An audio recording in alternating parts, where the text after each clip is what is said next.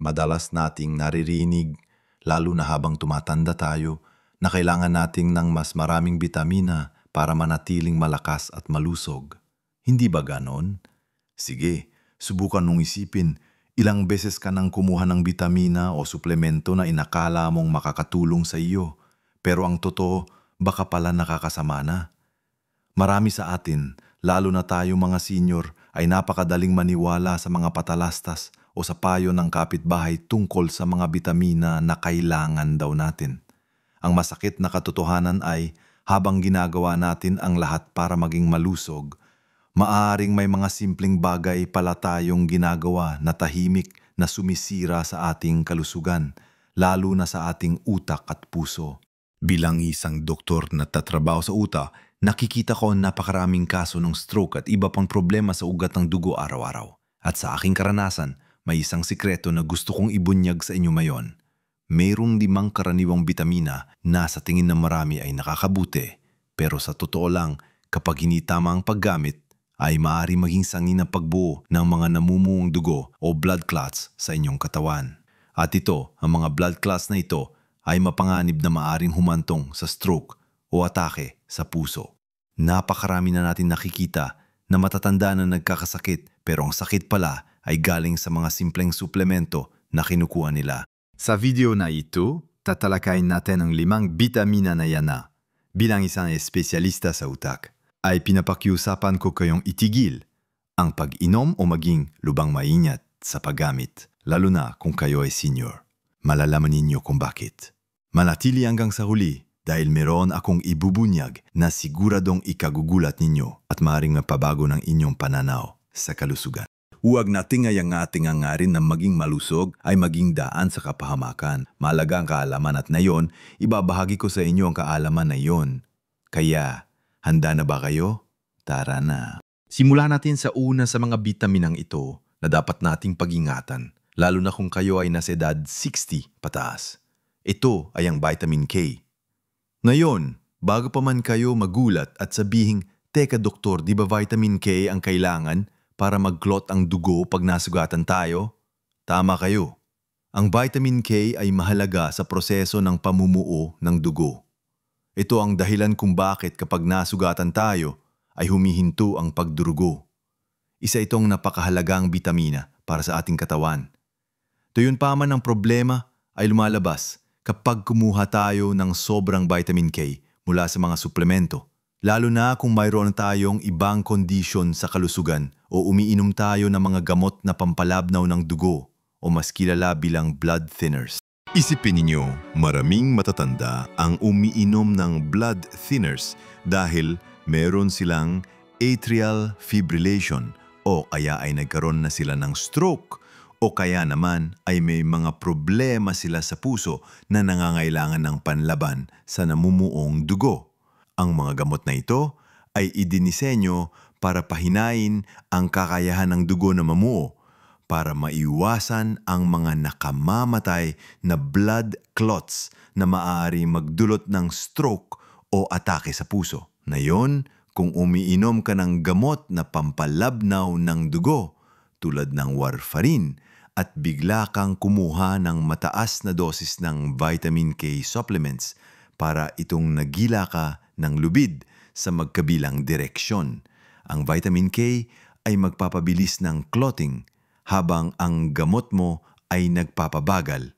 Ang resulta, maaari mawalan ng bisa ang gamot mo o kaya naman ay maging hindi balanse ang sistema mo sa clotting na magpapataas ng panganib na magkaroon ka ng blood clot sa halip na maiwasan.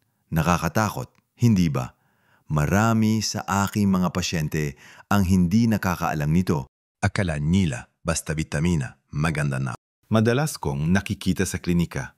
May isang lolo Jose na 75 anyos, may kasaysayan ng stroke kaya umiinom siya ng pampalabnaw ng dugo.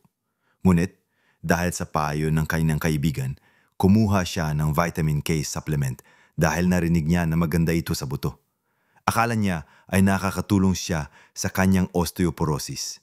Ang kaso, hindi niya alam na ang vitamin K na iyon ay sumasalungat sa kanyang gamot. Nagkaroon si Lolo Jose ng panibagong mini-stroke. Nang usisain namin ang kanyang mga gamot at suplemento, doon namin natuklasan ang problema. Hindi niya sinasadya, pero ang kanyang hangarin na maging malusog ay naging banta sa kanyang buhay. Kaya ano ang dapat nating gawin? Una sa lahat, kung umiinom ka ng gamot na pampalabnaw ng dugo, wag na wag kang kukuha ng vitamin K supplements nang hindi kumukonsulta sa iyong doktor. Kailangang alam ng doktor mo ang lahat ng bitamina at suplemento na iniinom mo. Pangalawa, hindi natin kailangan ng supplement ng vitamin K kung sapat ang nakukuha natin mula sa pagkain. Mayaman sa vitamin K ang mga gulay na madaon at berde tulad ng kangkong, malunggay, spinach at broccoli. Nasa hapagkainan na natin ang vitamin K na kailangan natin.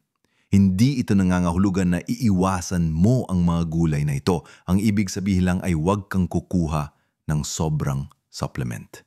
Ang balanse ang susi. Ang iyong katawan ay may kakayahang makuha ang sapat na vitamin K mula sa normal na diet, maliban na lang kung may medical condition na humahadlang dito. Kung meron kang pag-aalala, kausapin mo ang doktor mo. Na yon, lumipat naman tayo sa isa pang bitamina na kung minsan ay nagiging sanhi ng pag-aalala, lalo na sa sobrang dami. Ito ay ang vitamin E. Marami sa atin ang nakakakilala sa vitamin E bilang isang makapangyarihang antioxidant na nakakatulong sa balat, nakakaprotekta sa cells mula sa pinsala at kung ano-ano pa. At totoo naman yon. Ngunit tulad ng vitamin K, ang sobrang vitamin E, lalo na sa forma ng supplements, ay maaring magkaroon ng hindi magandang epekto. Kung isipin ninyo, ang vitamin E ay may papel din sa pagpapalabnaw ng dugo sa paraang bahagya nitong hinahadlangan ang pagdikit-dikit ng mga platelets, ang mga maliliit na parte ng dugo na unang bumubuo ng plug kapag may sugat. Sa sobrang taas na dosis, maaring maging sobra ang pagiging malabnaw ng dugo na magreresulta sa pagdurugo. Pero ang mas nakakabahala para sa atin bilang mga doktor sa utak ay ang posibleng komplikasyon nito sa mga taong may problema na sa puso o ugat ng dugo. Bagamat na ilang pananaliksik na nagsasabing maaring makatulong ang vitamin E sa cardiovascular health, mayroon ding mga malalaking pag-aaral na nagpakita na ang mataas na dosis ng synthetic vitamin E supplements ay maaring hindi nakakatulong at sa ilang kaso ay maaring magpataas pa ng panganib sa ilang kondisyon o magdulot ng adverse effects. May isang pasyente ako, si Aling Mena, sa 68 anyos, na umiinom ng vitamin E capsules na napakataas ng milligrams. Ang dahilan niya ay para raw gumanda ang kutis niya at para maiwasan ang wrinkles. Dahil sa sobrang pag-inom niya, pansin namin na madali siyang magkapasa kahit sa simpleng pagkauntub lang. Hindi ito diretsong blood clot, pero ang punto rito ay ang pagbabago sa clotting system ng katawan na maaring magkaroon ng di inasahang epekto. Ang sobrang vitamin E ay maaring magkaroon ng interaction sa iba pang gamot tulad ng blood thinners na lalong magpapalala sa problema ng pagdurugo. At kung ang dugo ay sobrang labnaw, kahit na hindi direktang nagdudulot ng clot, ang anumang internal bleeding, lalo na sa utak, ay maaring maging sanhi ng malaking pinsala, tulad ng hemorrhagic stroke na kasing delikado o mas delikado pa sa stroke na galing sa blood clot. Kaya, ang payo ko tungkol sa vitamin D ay katulad sa vitamin K. Mag-ingat sa supplements. Ang natural na vitamin D ay matatagpuan sa maraming pagkain na kinakain natin araw-araw.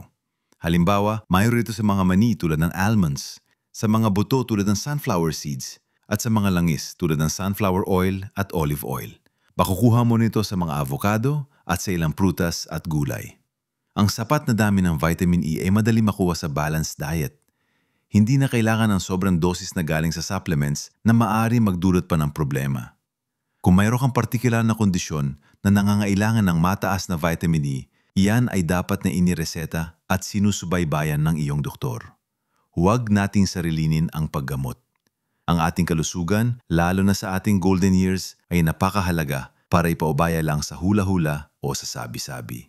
Kailangan ay may gabay ng propesyonal. Napag-usapan natin ang vitamin K at vitamin E at ang posibleng epekto ng sobrang paggamit ng mga ito lalo na sa ating dugo at sa panganib ng pagbuo ng mga blood clots o pagdurugo, dumako naman tayo sa susunod na bitamina na sa unang tingin ay tila napaka-inosente pero may potensyal ding maging problema sa sobrang dami, lalo na para sa ating mga nakatatanda. Ito ay ang iron o bakal. Maraming tao ang nakakaalam na ang iron ay mahalaga para sa dugo, lalo na para sa pagbuo ng red blood cells na nagdadala ng oxygen sa buong katawan. Kung kulang ka sa iron, magiging anemic ka, manghihina, madaling mapagod at mangunguya. Ngunit, ano ang mangyayari kung sobra naman ang iron sa iyong katawan? Doon nagsisimula ang problema. Ang sobrang iron ay tinatawag na iron overload at ito ay mas karaniwan sa mga kalalakihan at sa mga taong regular na sumasailalim sa blood transfusions. Ngunit, kahit hindi ka man nasa ganitong sitwasyon, ang patuloy na pag-inom ng iron supplement na hindi naman kailangan ay maaaring magdulot ng problema. Ang sobra-sobrang iron sa katawan ay hindi madaling mailabas. Nag-iipon ito sa iba't ibang organo tulad ng puso, atay at mangi sa utak. Kapag nag-ipon ito sa mga organo, nagdudulot ito ng oxidative stress at inflammation na parang kalawang na unti-unting sumisira sa mga selula. Sa konteksto ng dugo at utak, ang inflammation na ito ay maaari maging sanhi ng pinsala sa lining ng mga ugat ng dugo. Isipin ninyo, ang mga ugat ng dugo natin ay dapat na makinis at malinis sa loob para malayang dumaloy ang dugo. Kapag may inflammation o pinsala, nagiging magaspang ang lining nito at ito ay maaring maging lugar kung saan madaling dumikit ang mga platelets at iba pang sangkap ng dugo na unti-unting bubuo ng blood clot. Sa utak, ang isang blood clot ay stroke. Sa puso, atake sa puso. Mayroon akong pasyente, si Mang Tonyo Sarabaños. Naging mahina siya at napagod madalas. Pinayuhan siya ng kaibigan na uminom ng iron supplement dahil baka anemic daw siya. Hindi niya alam na may sapat naman siyang iron sa katawan at ang pagkapagod niya ay galing pala sa ibang kondisyon. Patuloy siyang uminom ng iron sa loob ng ilang buwan. Naging sobrang iron sa kanyang sistema at dahil dito naapektuhan ang kanyang puso. Hindi ito direktang nagdulot ng clot, ngunit ang labis na iron ay nag-ambag sa paglala ng kanyang cardiovascular health na nagpapataas ng panganib ng iba pang problema sa dugo kabilang ang pagbuo ng clot sa hinaharap. Ang punto rito ay ang labis na iron ay hindi lamang hindi nakakatulong, kundi maaari pang maging mapaminsala sa mahabang panahon sa iyong vascular system. Ang iron ay dapat lang ay supplement kung mayroon kang kakulangan na na-diagnose ng doktor sa pamamagitan ng blood test. Huwag kang inom ng iron supplements based lang sa hula o sa nararamdaman mo. Ang iron ay matatagpuan sa maraming pagkain Pilipino tulad ng atay, karne ng baka, manok, itlog at mga gulay tulad ng kangkong at malunggay. Kung kumakain ka ng balanced diet, malamang ay nakukuha mo na ang sapat na iron. Ang pinakamabisang paraan para malaman kung kailangan mo ng iron supplement ay ang magpakonsulta sa doktor at magpa-blood test. Huwag nating gawing masama ang ating katawan sa pagsubok ng mga suplemento na hindi naman kailangan. Ang pag-iwas sa sobrang iron ay isa ring paraan ng pag-aalaga sa ating mga ugat ng dugo na direkta ring may kinalaman sa pag-iwas sa stroke at atake sa puso. Ngayon, lumipat tayo sa pang-apat na bitamina na madalas nating iniisip na good for everything. At ito ay ang vitamin D. Alam kong marami sa inyo ang nagulat. Paano naging masama ang vitamin D? Tanongin nyo. Napakahalaga ng vitamin D para sa ating buto, sa ating immune system at sa ating pangkalahatang kalusugan. Maraming Pilipino ang kulang sa vitamin D dahil kahit nasa bansang mainit tayo, kulang pa rin ang exposure natin sa araw. Ngunit, tulad ng ibang bitamina, ang sobra ay masama. Ang problema ay hindi sa vitamin D mismo, kundi sa sobrang taas na dosis nito, lalo na kapag isinasabay sa sobrang calcium supplement at kung hindi balanse ang lahat sa katawan. Kapag sobrang taas ang vitamin D sa katawan, maaari itong magisanhi ng hypercalcemia o sobrang taas ng calcium sa dugo. Alam kong calcium ay kailangan para sa buto, pero kapag sobrang calcium sa dugo, nagdudulot ito ng problema, Maaaring mabara ang mga bato sa katawan, magdulot ng pagkahilo, pulsusuka at sa pinakamasamang kaso, maaaring magdulot ng calcium deposits sa mga malambot na tissue kabilang ang mga ugat ng dugo. Isipin ninyo, ang mga ugat ng dugo ay dapat na malambot at nababanat. Kapag may calcium deposits na nagaganap, nagiging matigas ang mga ugat ng dugo, isang kondisyon na tinatawag na atherosclerosis. Ang atherosclerosis ay ang pagtigas at pagkitid ng mga ugat ng dugo at ito ay isang pangunahing sanhi ng blood clots, atake sa puso at stroke. Kapag matigas ang ugat ng dugo, mas madali itong masira, mas madali magkaroon ng plaque na maaaring bumukol at maging dahilan ng pagbuo ng clot. May isang Lola Carmen sa 22 anyos na nagkaroon ng osteoporosis. Pinayuhan siya ng kanyang kaibigan na kumuha ng napakataas na dosis ng vitamin D at calcium supplements araw-araw dahil para raw mas lumakas ang buto niya. Sumusunod siya ng husto at sa katagalan, nagsimula siyang makaranas ng pananakit ng tiyan at pagiging uhaw. Nang magpa-check up siya, nalaman naming sobrang taas na ng calcium levels niya. Sa bandang huli, lumabas na ang mataas na calcium ay nagdulot ng pagkakaroon ng deposit sa kanyang kidneys at sa kanyang mga ugat ng dugo na nagdulot ng pagtigas ng mga ito. Ito ay isang paalala na ang lahat ng sobra ay masama kahit pa ito ay isang bitamina na kilalang kilala sa kabutihan nito. Hindi ito direktang nagdulot ng agad-agad na blood clot, ngunit ang pangmatagalang epekto ng sobrang calcium at vitamin D ay maaaring magpataas ng panganib ng vascular disease na siya namang nagpapataas ng panganib ng blood clots sa hinaharap. Kaya, paano tayo makakakuha ng sapat na vitamin D nang hindi nag-overdose? Ang pinakamabisa ay ang sikat ng araw. Sapat na ang 10 to 15 minuto ng exposure sa araw tuwing umaga bago mag-alas 10 o hapon paglampas ng alas 3. Kung hindi ka masyadong lumalabas ng bahay o may mga kondisyon ka na humahadlang sa pagsipsip ng vitamin D, doon lang kailangan ng supplement at dapat ay sa tamang dosis na itatalaga na yung doktor. Tandaan, mahalaga ang vitamin D pero ang balanse ang susi. Huwag tayong mapapadala sa mga more is better na kaisipan pagdating sa supplements. Ang ating mga katawan, lalo na sa pagtanda, ay mas sensitibo na sa mga sobrang sangkap. At ngayon, dumating na tayo sa panglimang bitamina na sa tingin ko ay kailangan ninyong bigyang pansin pagdating sa pag-iwas sa mga blood clots at pagpapanatili ng malusog na utak at puso. Ito ay ang mga B vitamins, particular na ang vitamin B6, B9, folic acid at B12 kapag kinukuha sa sobrang taas na dosis. At kung hindi naman talaga kailangan, makapaganda Minyo, vitamins, lokim, parang team player sa ating katawan. Mahalaga ang bawat isa sa kanila para sa energy production, nerve function, at pagbuo ng DNA. Mahalaga rin ang mga ito para sa kalusugan ng ating utak at puso. Halimbawa, ang folic acid at B12 ay tumutulong sa pagpapababa ng homocysteine levels, isang amino acid na kapag sobrang taas ay naiugnay sa mas mataas na panganib ng sakit sa puso at stroke. Kaya, sa unang tingin, mukhang puro kabutihan ang mga B vitamins, hindi ba? Pero tulad ng ibang bitamina, may catch. May ilang pag-aaral na nagpakita na ang sobrang taas na dosis ng ilang B vitamins, lalo na kapag hindi naman kulang ang isang tao sa mga bitaminang ito, ay maaari magkaroon ng hindi inaasahang epekto. Halimbawa, may mga pananaliksik na nagtatanong kung ang sobrang supplementation ng folic acid, vitamin B9, sa mga taong hindi kulang ay maaari magpataas ng panganib ng ibang kondisyon.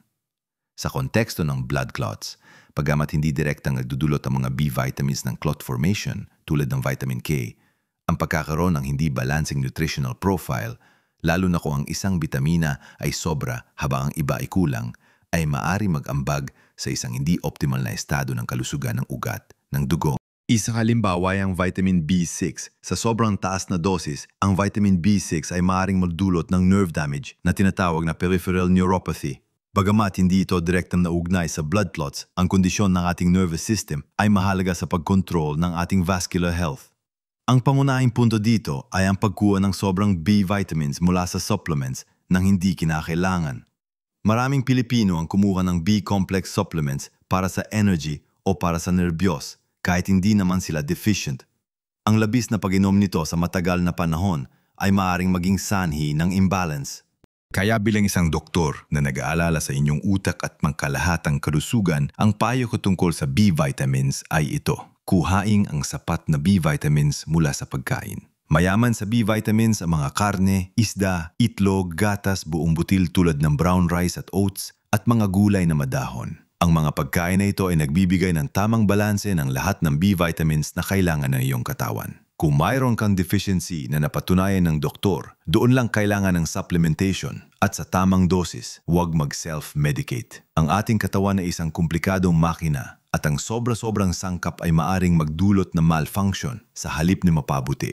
Ang pagpapanatili ng balanse ang susi sa pag-iwas sa mga problema kasama na ang mga nakakatakot na blood clots. Kaya, sa madaling salita, ang 5 bitamina na kailangan nating pag-ingatan, lalo na sa labis na supplementation, ay ang vitamin K, vitamin E, iron, vitamin D, at ang mga B vitamins, partikular ang B6, B9 at B12, sa sobrang dosis. Hindi ito namang hulugang masama ang mga bitaminang ito. Sa katunayan, napakahalaga ng mga ito sa ating katawan. Ang problema ay lumalabas kapag kumuha tayo ng sobra, ng hindi kinakailangan at ng walang gabay ng profesional. Ang labis na paggamit ng mga ito ay maaaring magdulot ng hindi balanseng sistema sa ating dugo, manpataas ng pang-anib ng pagbuo ng blood clots o pagdurugo at magkaroon ng pangmatagalang masamang epekto sa ating mga ugat ng dugo at sa ating pangkalahatang kalusugan. Tandaan niyo mga minamahal kong kababayan, ng kalusugan natin sa ating ginintuang edad ay dapat na ingatan at pahalagahan. Huwag tayong basta-basta magtitiwala sa sabi-sabi o sa mga patalastas lamang.